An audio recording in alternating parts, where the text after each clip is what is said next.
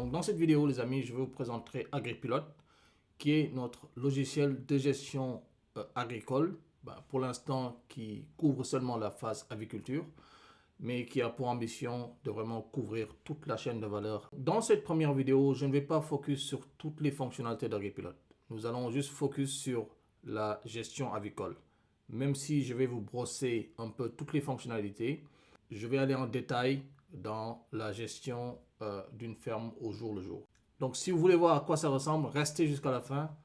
Et à la fin de la vidéo aussi, je vais vous parler de comment nous comptons déployer. Nous sommes en train actuellement de tester avec certains utilisateurs. Et je vais vous expliquer comment faire pour avoir accès.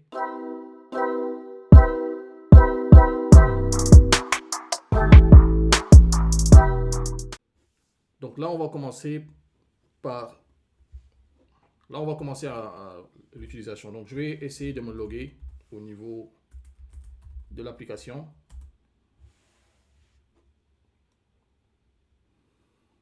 Voilà, donc là je suis logué au niveau de l'application. Mon tableau de bord est en train de charger. Et là, on est au départ. Je vais juste faire un tour global du logiciel. Vous parler un peu de qu'est-ce que vous pouvez faire. Même si, comme j'ai dit, je ne vais pas rentrer dans les détails. On va commencer par la gestion de l'utilisation. Commençons par le paramétrage de l'entreprise. Donc ici, vous pouvez paramétrer votre entreprise, donner les détails et les informations. Si vous avez plusieurs fermes, la gestion de plusieurs fermes aussi. Et mettre les infos de facturation. Par exemple, est-ce que vous voulez activer la TVA ou pas, des choses comme ça que vous pouvez gérer. Dans une deuxième partie, ici, vous pouvez faire la gestion de vos utilisateurs. C'est-à-dire que vous êtes capable d'ajouter plusieurs utilisateurs et leur donner des niveaux de permission qui sont différentes. Par exemple, vous en tant que propriétaire, vous n'aurez pas les mêmes droits que, par exemple, votre responsable de production, votre vétérinaire ou celui qui gère le commercial ou même le comptable. Donc, vous êtes capable d'avoir vraiment une granularité au niveau des permissions que vous allez accorder à vos utilisateurs. Mais on va brosser ça plus tard. La gestion de la comptabilité, la gestion des achats et des contacts. Puisque le sujet de cette vidéo, c'est la gestion avicole, nous allons essayer de vraiment aller dans le process. Donc là, ce qu'on va faire, c'est qu'on va d'abord créer un fournisseur. Donc j'avais déjà créé un fournisseur pour moi et j'avais fait un achat. D'ailleurs, je vais annuler ça pour recommencer et vous montrer à peu près à quoi tout ça ressemble. Donc j'avais fait un achat déjà, mais je vais l'annuler. Donc je vais annuler, mais en comptabilité, quand vous annulez, vous devez donner une raison. Donc erreur. Voilà. Je vais annuler ce que j'avais fait. Voilà, donc ça a été remboursé au niveau de la comptabilité. Donc on commence avec une comptabilité à 0. Vous serez capable d'ajouter le nombre de comptes que vous voulez. Mais comme j'ai dit, dans cette vidéo, on ne couvre pas cette partie. Mais je tiens à préciser que vous êtes capable d'ajouter le nombre de comptes que vous voulez et de donner les accès aux comptes que vous voulez aux utilisateurs que vous souhaiterez. On va aller faire les achats parce qu'on a besoin pour commencer à produire de faire des achats, par exemple, d'aliments. Et là, ce qu'on va faire, c'est qu'on va acheter des aliments de ponte phase 1. Et là, on choisit notre fournisseur. On choisit le nombre de sacs. Et on achète, par exemple, 10. Vous n'êtes pas obligé de payer comme normalement. Vous pouvez attendre de faire la commande. Et normalement, lorsque vous recevez la commande, là, vous pouvez faire le paiement. Je vais essayer de simuler ça. Donc, pour l'instant, je ne vais pas payer. Je vais juste faire la commande. Et on va essayer de réceptionner la commande aussi. Donc là, on va réceptionner la commande. Voilà.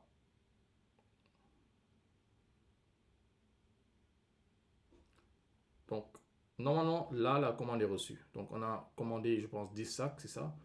Et 10 sacs de 50 kg. Et là, on a reçu les 500 kg. Et là, c'est tout l'aliment qui est disponible en stock pour nous.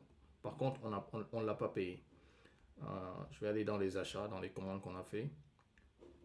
Voilà, et je vais aller faire le paiement de cette commande-là. Donc, je vais enregistrer le paiement au niveau d'un compte. Et j'enregistre le paiement. Voilà, là, c'est payé. OK? Donc, si vous allez au niveau de la comptabilité, normalement, on doit être négatif parce qu'on a payer pour 10 sacs d'aliments. D'accord? Donc après avoir fait cela, normalement on est pareil, hein. On est pareil pour créer un bâtiment avicole. Donc je vais vous montrer comment on crée les bâtiments avicoles. Donc là, il a automatiquement détecté ma ferme parce que c'est la seule ferme que j'ai enregistrée. Et là, on va créer le bâtiment 1. Type de poulailler, on va dire litière profonde, donc c'est sur litière. Et on va choisir les dimensions. Donc je vais mettre juste quelque chose au hasard, hein. Donc 20 x 30 mètres, ça fait 600 mètres carrés. La hauteur, je mets 7 mètres par exemple. Et j'essaie d'avoir une densité. Donc là, il me dit 6000 capacités, mais c'est à vous de décider combien vous, selon vos normes et whatever, quoi. Donc normalement, essayez de voir, le système va automatiquement vous suggérer une capacité qui est dans les normes, mais vous êtes capable de modifier. Vous pouvez mettre aussi les détails sur le bâtiment. Okay? Donc là, on va créer le poulailler. Okay. Là, on vient de créer notre premier bâtiment dans la ferme. Et vous allez voir qu'on a les données météo, parce qu'on est capable de récupérer les données météo au niveau des satellites. Agripilote, les amis, c'est une aventure. Donc, l'objectif à terme, c'est d'avoir au niveau de chaque bâtiment des capteurs IoT, donc l'Internet des objets, et de pouvoir lire directement dans chaque bâtiment les données environnementaux. Pour l'instant, à défaut d'avoir cela, on est capable d'avoir dans la zone dans laquelle vous êtes les informations sur l'environnement. Donc, par exemple, là, c'est à Dakar. La ferme est à Dakar. Si vous êtes à Fatick, si vous êtes au Bénin, que vous soyez en Côte d'Ivoire, on a toutes les informations et les données satellites pour pouvoir couvrir ça. Donc, un peu partout en Afrique et même au-delà.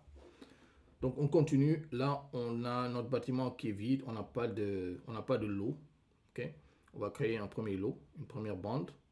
On va l'appeler donc bande 1. Okay? Donc, bande 1. Le type de volaille, on va faire, pour ce test-là, on va choisir les pondeuses. Parce que c'est un peu plus complexe, mais vous pouvez faire la même chose pour les poulets de chair. Voilà, pour les poulets de chair. Donc là, on va choisir les races, parce qu'il faut... C'est très important de choisir la bonne race. Donc moi, je vais choisir une race que je connais bien, que j'utilise, donc Highline, White. Et on choisit une date de départ. Pour ce test, on va choisir aujourd'hui. Et la quantité, donc disons qu'on commence avec 5000. Disons que vous pouvez dire le coût unitaire des pondeuses. On prend juste une valeur 600 francs CFA.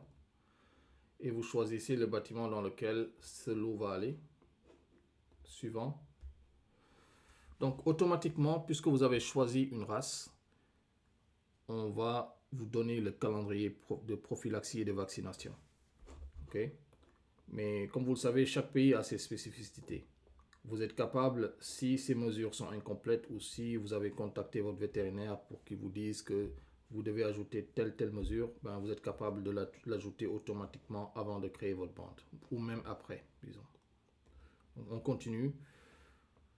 Donc là, on va décider, c'est à vous de voir. Si vous voulez que ça soit comptabilisé, c'est-à-dire qu'on a choisi le nombre de sujets dans la bande et le prix. Si vous voulez le comptabiliser au niveau comptable, vous pouvez choisir un compte et c'est sur ce compte-là que ça va être débité. Et si vous voulez aussi que ça soit assigné à un fournisseur, vous pouvez le faire. Okay? Donc là, on part à la dernière page pour faire la vérification. Donc là, on vérifie les informations avant de valider. On crée le troupeau. Okay? Donc, on va attendre que le troupeau se crée. Là, il est créé. Voilà. Donc là, on a notre première bande qu'on vient de créer, qui est une pondeuse. Okay? Qui au démarrage, bon, on voit que les informations sont... on n'a aucune information dessus. On va rentrer dedans. Donc quand on rentre dedans, on va hériter bien sûr des informations de météo sur le bâtiment et aussi des informations sur la profitabilité. C'est-à-dire que vous venez d'acheter une bande, donc 5000 au prix de 600 francs. Donc au départ, ben, ça vous coûte ça. Okay? Donc vous n'avez encore pas de production, vous n'avez pas de consommer d'aliments, donc c'est ça. Donc vous avez les indicateurs techniques. J'en ai parlé dans une précédente vidéo sur, si vous voulez savoir c'est quoi ces indicateurs techniques, vous pouvez aller regarder la vidéo et comprendre ce que ça veut dire. Donc là, on est vraiment dans la vue du troupeau et on a plusieurs tables. Il y a le table de standard ici où on a, dépendamment de la souche que vous avez choisie, de la race que vous avez choisie, vous aurez les courbes attendues à chaque semaine. Et on va pouvoir, au fil du temps, vérifier est-ce que notre production correspond à ce qui est attendu. Même chose pour les indicateurs de performance, même chose pour la consommation. Et aussi, je dois revenir ici parce que même chose pour les indicateurs techniques. Okay? Donc là, on va dans la vue calendrier. Donc dans le calendrier, vous voyez qu'on a à peu près les informations des températures prévues et tout ça. Et donc avec ça, on va pouvoir faire le suivi. Normalement, cette page-là, celui qui doit le remplir, c'est votre responsable de production ou celui en tout cas qui gère la production journalière. Vous, en tant que propriétaire, vous êtes bien sûr capable d'aller voir, inspecter, faire des corrections et vraiment faire l'audit de ce qui se passe. Mais je tiens à préciser que normalement, c'est le responsable de la production qui s'en occupe. Vous pouvez, comme j'avais dit, pour certaines pages bloquer et permettre seulement à ceux que vous choisissez d'avoir une vue sur les pages que vous voulez. Donc vraiment, vous êtes capable de faire un peu ce que vous voulez. Ok. Donc là, on va un peu voir les vues. Vous avez plusieurs vues en mois, disons en semaine, ou bien au niveau de l'agenda directement. Donc là, en vue par mois, on va juste vérifier ce qui se passe.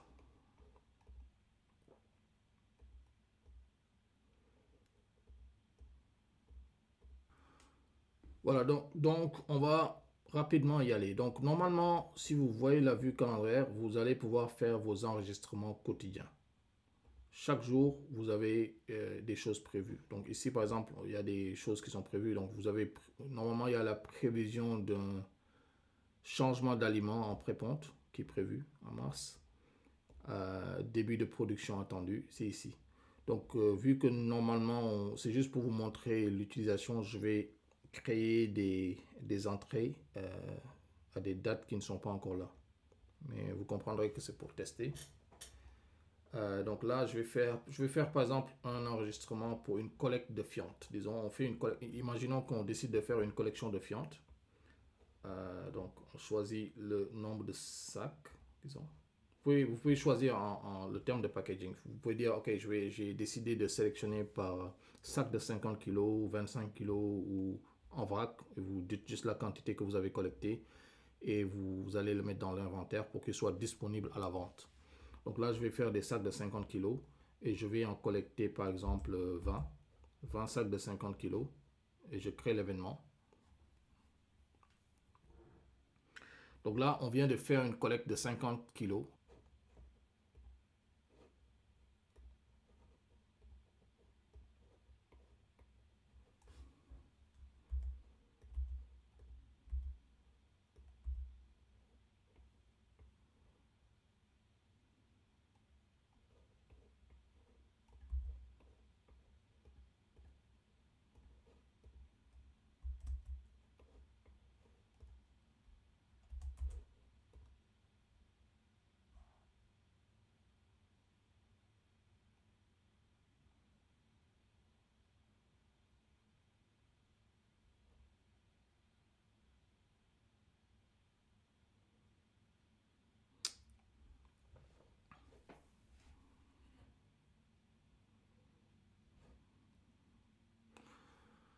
Donc je disais les amis, on va continuer à créer des événements. Par exemple là, j'avais créé une collecte de fientes le 8 avril.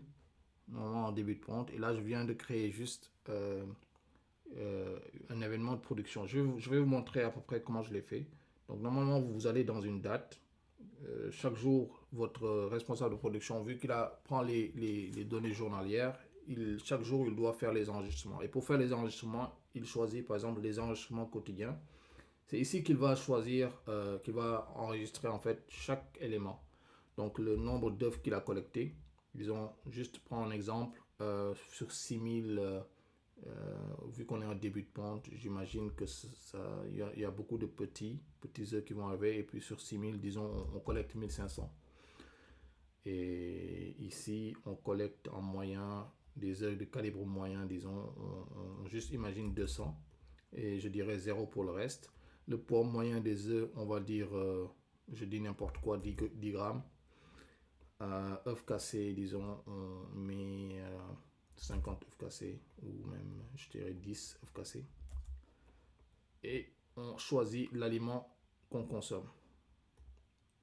Normalement, à cette phase, on ne devrait pas consommer cet aliment-là, mais c'est pour tester. Donc, normalement, vous devriez consommer layer phase 3 à cet âge-là. Mais comme j'ai dit, c'est pour tester. Donc 20 grammes, 20 kilos d'aliments qui vont être consommés. Et on met de l'eau, 50 litres. En termes de mortalité, on va mettre 50. Et on crée l'événement.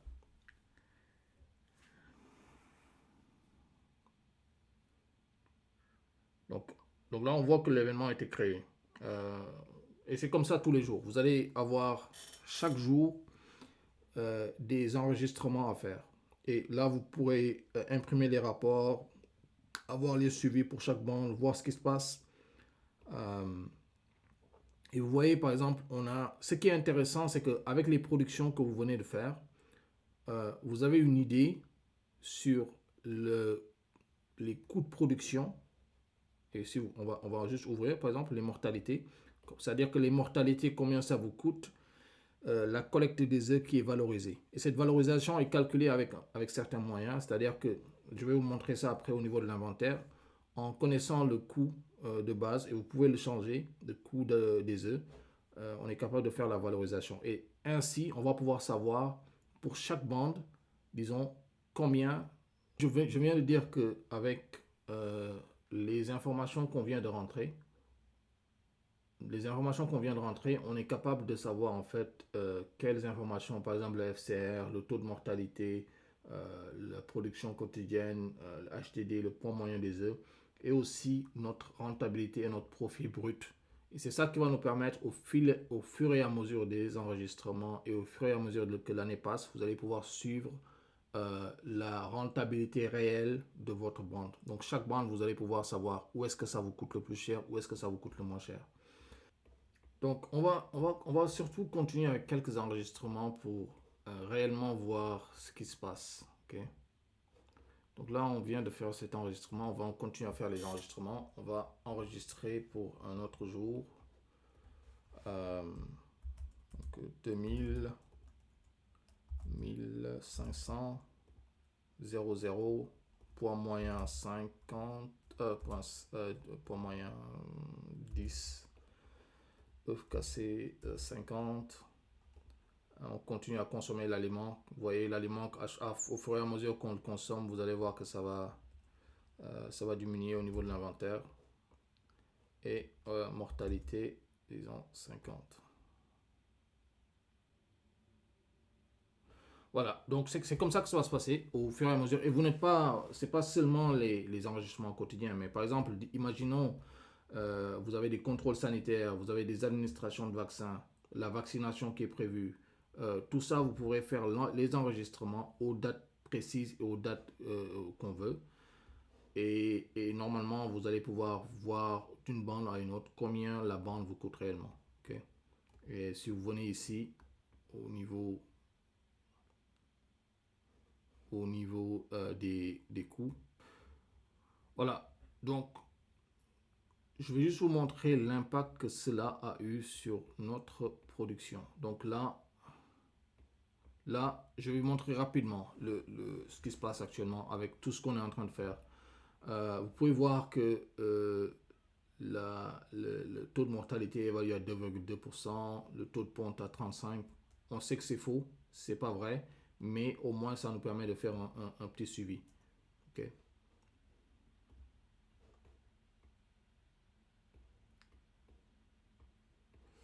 Et on va revenir à la page des standards. Et normalement ici, on ne l'a pas fait aux bonnes dates là, mais normalement vous allez pouvoir voir la courbe réelle de pente comparée à votre courbe à vous. Et vous allez aussi pouvoir vérifier certaines comparaisons de performance sur votre bande. Donc c'est le même principe qui va s'appliquer quand vous faites du poulet de chair, ok?